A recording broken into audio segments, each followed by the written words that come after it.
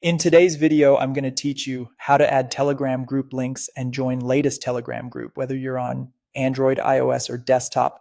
The process is consistent and quick, and by the end, you'll know how to share invite links confidently and join groups using those links.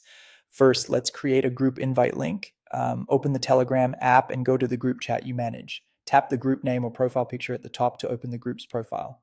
From here, you'll either see add members or a pencil or edit icon that leads to invite links. Telegram generates an invite link that starts with t.me plus. You can copy that link and share it anywhere, or turn it into a QR code if you prefer something scannable at events or on printed materials. If you need to control access, you can revoke a link at any time or adjust usage limits and expiration settings when available. Remember, only group owners or admins with the right permission can create and manage these links. As a best practice, keep long-term links for trusted audiences and use short-lived links for public promotions. Next, let's delegate invite link creation to other admins. Open the same group settings by tapping the group name, then go to administrators. Select the admin you want to update and toggle invite users via link on before saving. This permission lets them generate and share links without giving them full control over the group. It's a simple way to spread the workload while keeping ownership safeguards in place.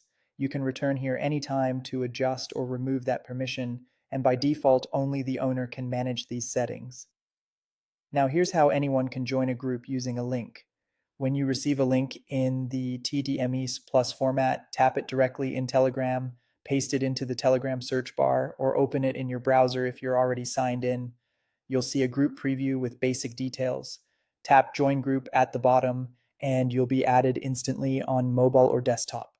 If a link has been revoked or has reached a limit, Telegram will let you know so you can request a new one from the group admins. For a smooth experience, make sure you're logged into the Telegram account you want to use before opening the link. And that's it. If you found this tutorial helpful, don't forget to like this video and subscribe to my channel for more Telegram tips and tutorials.